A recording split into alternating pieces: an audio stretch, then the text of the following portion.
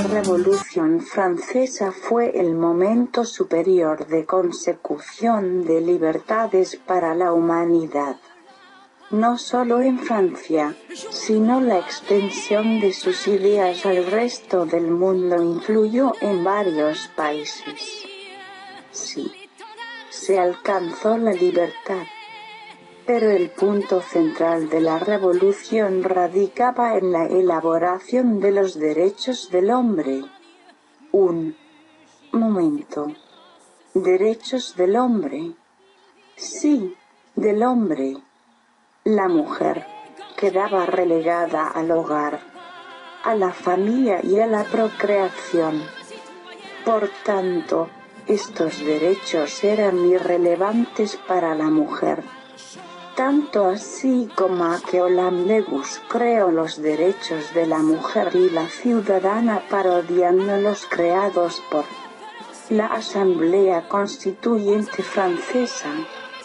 Todo con el fin de resaltar que la igualdad de la mujer había quedado olvidada, dando origen a una lucha interminable, hasta hoy, de la mujer por la igualdad.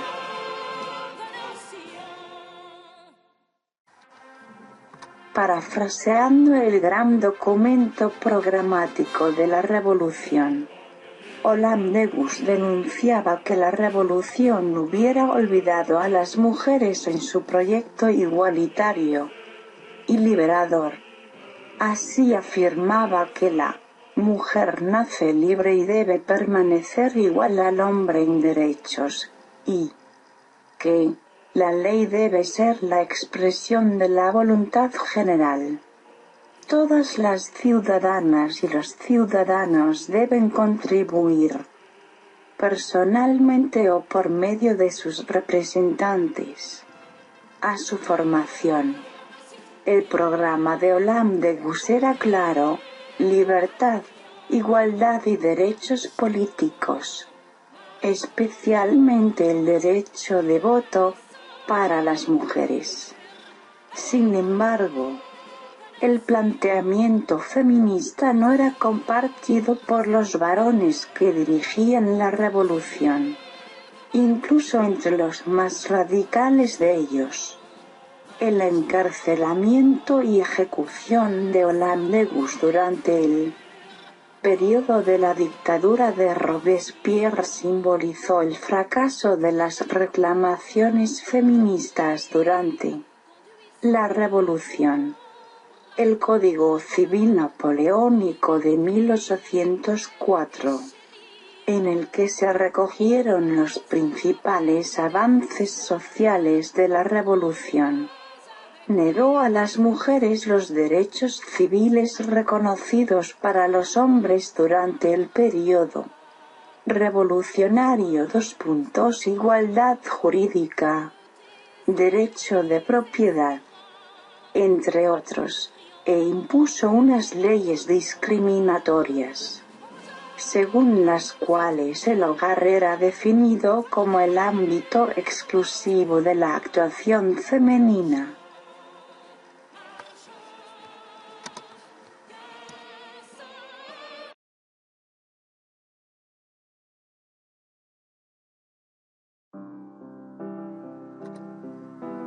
La lucha por los derechos de la mujer continúa en Inglaterra.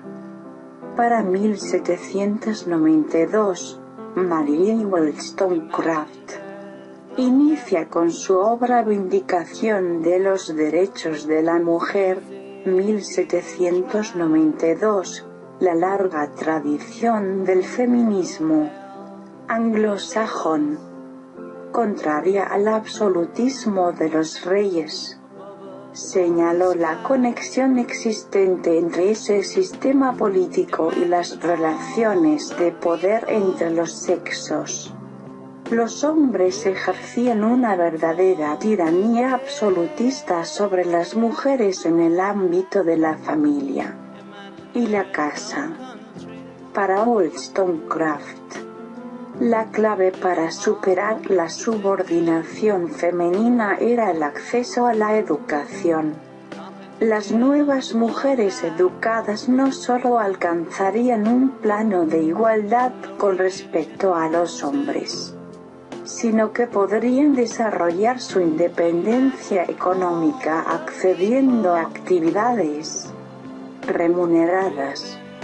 Wollstonecraft, sin embargo, no dio importancia a las reivindicaciones políticas, sino hizo referencia al derecho de voto femenino, al señalar: ya he advertido sobre los malos hábitos que adquieren las mujeres cuando se las confina juntas, y pienso que podría extenderse con justicia esta observación al otro sexo, mientras no se deduzca la inferencia natural que, por mi parte, he tenido siempre presente, esto es, promover que ambos sexos debieran educarse juntos, no solo en las familias privadas sino también en las escuelas públicas.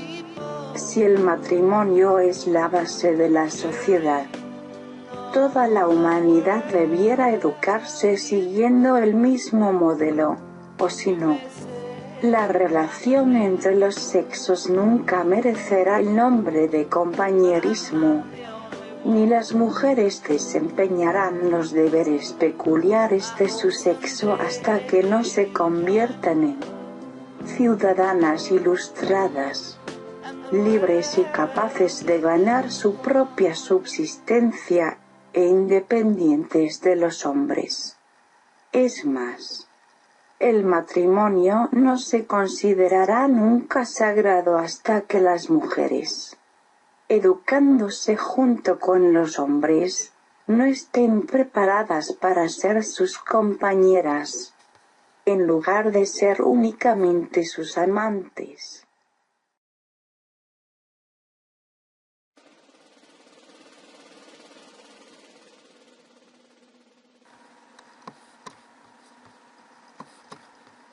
El movimiento feminista en Estados Unidos se consolidó rápidamente debido a las condiciones sociopolíticas y económicas propias de la sociedad americana.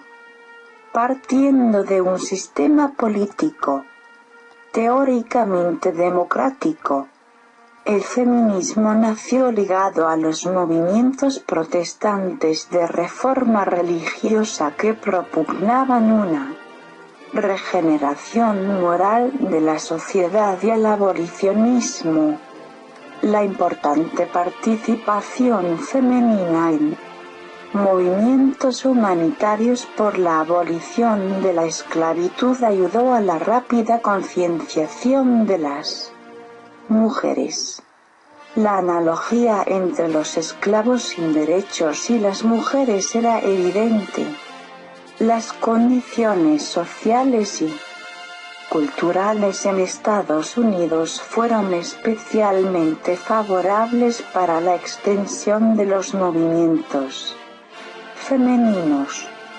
Las prácticas religiosas protestantes que promovían la lectura e interpretación individual de los textos sagrados favorecieron el acceso de las mujeres a niveles básicos de alfabetización, lo que provocó que el analfabetismo femenino estuviera prácticamente erradicado a principios del siglo XIX.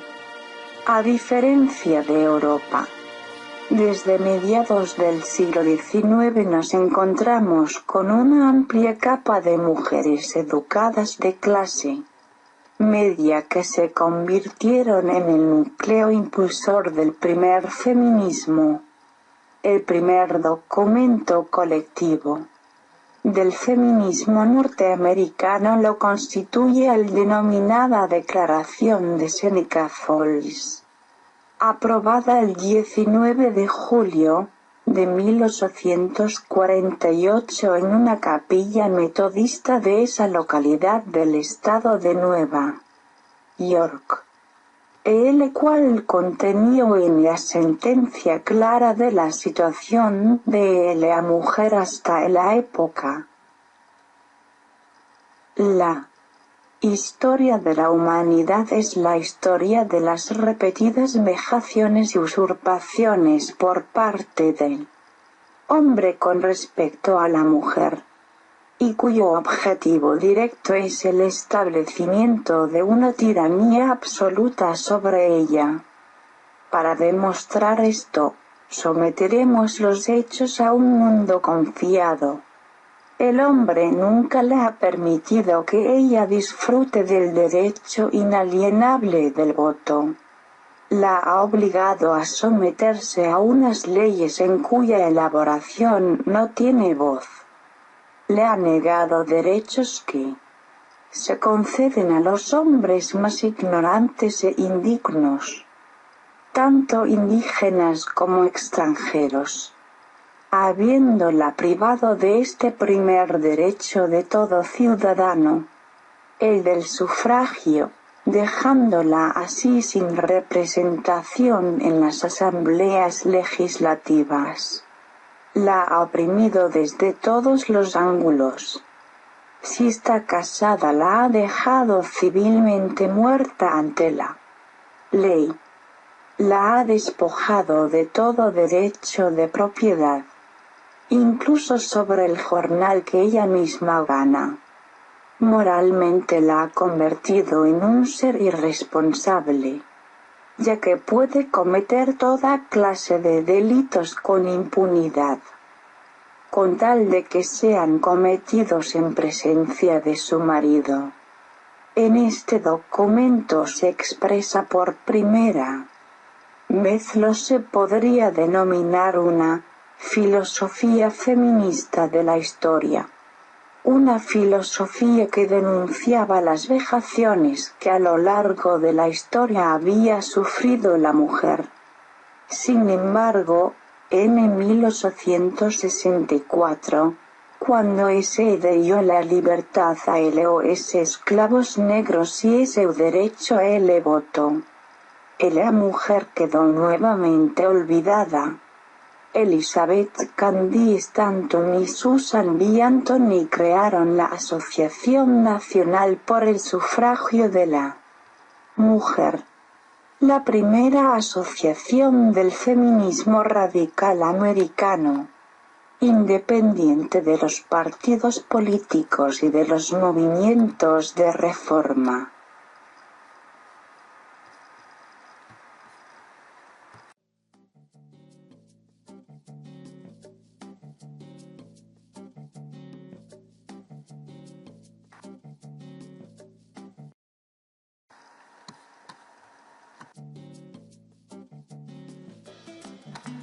El sufragismo aparece como una forma de encuadramiento de mujeres de todas las clases sociales, a pesar de sus distintas ideologías y objetivos, pero coincidentes en reclamar el derecho a la participación política, uno de cuyos requisitos es el voto, para reformar la legislación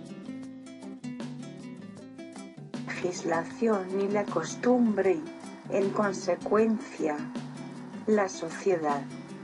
El sufragismo surgió en los países que adoptaron el régimen capitalista, países de clase media poderosa y con unos ideales democráticos asentados en sus instituciones políticas. En los países nórdicos apenas se dio sufragismo debido a la mentalidad progresista imperante y el peso social de la mujer, que facilitaron la equiparación jurídica de los sexos. Una evolución diferente presentó el mosaico de países del este procedentes de los imperios centrales, austrohúngaro y alemán, turco y ruso. El desmoronamiento de los primeros tras la Primera Guerra Mundial, Alemania, Austria, Checoslovaquia, Polonia, trajo reformas muy progresistas, el voto femenino entre ellas, sin existencia previa del sufragismo. En Rusia fue posible después de una auténtica revolución, la bolchevique, que trastocó los fundamentos del orden tradicional. En el caso de los estados surgidos del Imperio Turco, Yugoslavia, Grecia y Bulgaria, el peso de la tradición era todavía muy fuerte y no hubo sufragismo ni reformas tocantes a la situación femenina. Por último, en los países occidentales cabría diferenciar entre los protestantes, Inglaterra,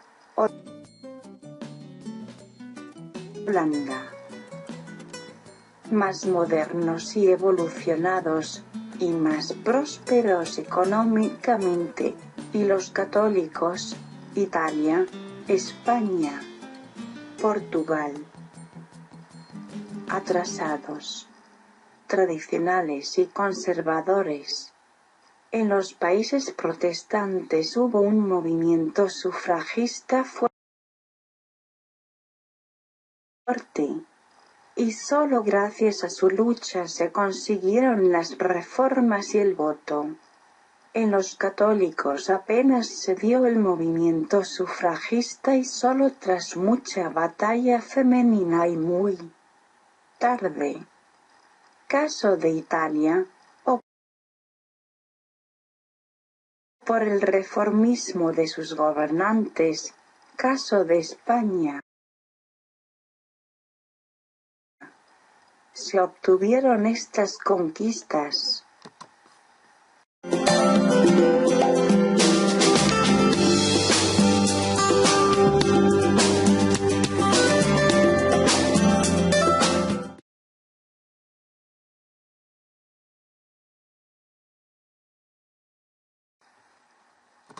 Ahora que, como resultado de la lucha por la igualdad de oportunidades y debido al uso de maquinaria, se ha operado una gran revolución en el mundo de la economía, de manera que donde pueda acudir un hombre a ganarse $1 honradamente también puede ir una mujer.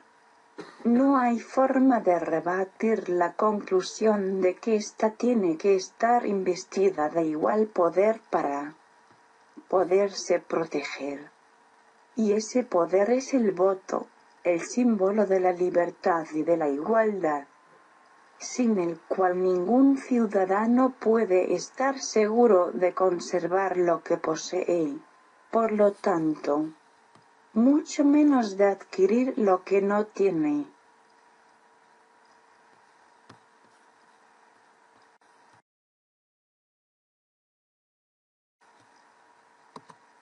Quizás la sutil violencia utilizada por las sufragistas trataba de disminuir nuestro orgullo de sexo. Íbamos a enseñarle al mundo cómo conseguir reformas sin violencia, sin matar gente y volar edificios, o sin hacer las otras cosas estúpidas que los hombres han hecho cuando han querido alterar las leyes. Nosotras queríamos mostrar que podíamos avanzar o conseguir la libertad humana a la que aspiramos sin utilizar violencia alguna. Hemos sido decepcionadas en esta ambición, pero todavía podemos dar a nuestras almas el consuelo de que la violencia registrada no ha sido formidable y de que las más fieras de las sufragistas están más preparadas para sufrir daño que para infligirlo.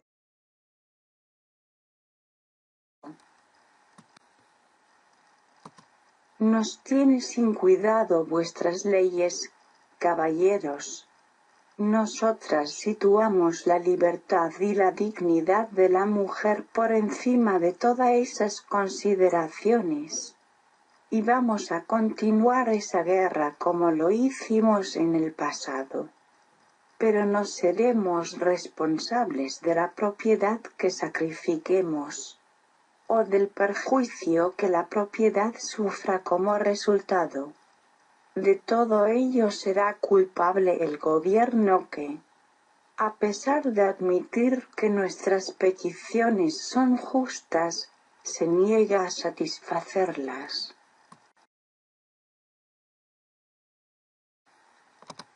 A vosotros, obreros que sois las víctimas de la desigualdad de hecho y de la injusticia, a vosotros os toca establecer al fin sobre la tierra el reino de la justicia y de la igualdad absoluta entre la mujer y el hombre.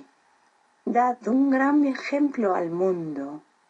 Y mientras reclamáis la justicia para vosotros, demostrad que sois justos, equitativos, proclamad, vosotros, los hombres fuertes, los hombres de brazos desnudos, que reconocéis a la mujer como a vuestra igual, y que, a este título, le reconocéis un derecho igual a los beneficios de la unión universal de los obreros y obreras.